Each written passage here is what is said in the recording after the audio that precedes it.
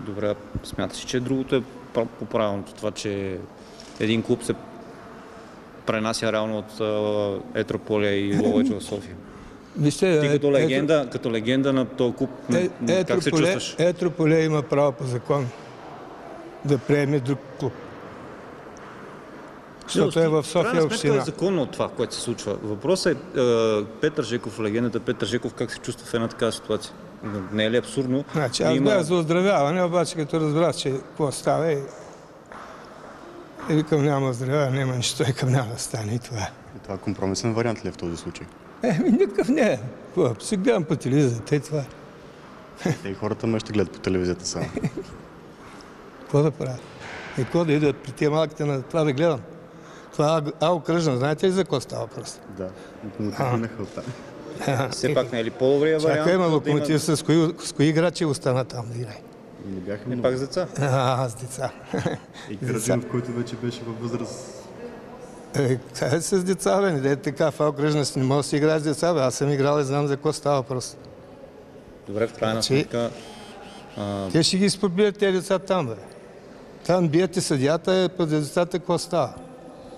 В група? Откъде пъди? Това да не е... А после Б група? Как става тази работа? Това всичко става с играчи. И този клуб, знаеш колко ще го чакам? Аз няма, аз съм на 72 години. Я го чакам, я не. Утре мога да фърля топа.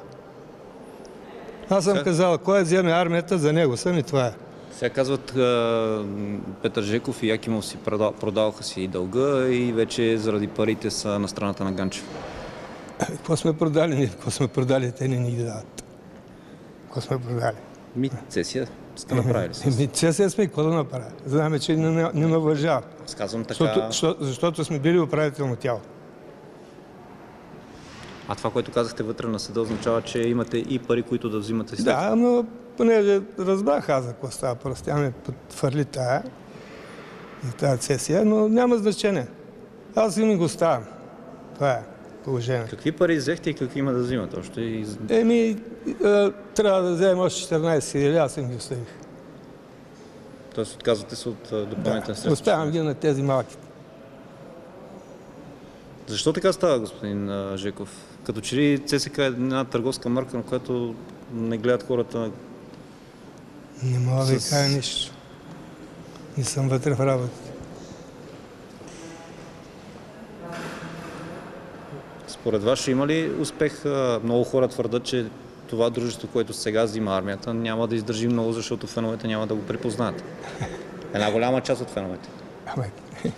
Добре, да отидат тогава да гледат другите на летището. Няма проблем никакъв. Абсурдната ситуация. Но аз съм играл на армията и си оставам на армията. Абсурдната ситуация с това феновете да ходят на 2 мача. Къде си искат да ходят, бе? Може и на 3. Може да сникне още едно ЦСКА, няма никакъв проблем. И аз сега мога да се направя така едно ЦСКА и няма никакъв проблем. И вие, двамата и тримата, мога да се фанем. Не правим още едно ЦСКА и какъв е проблем?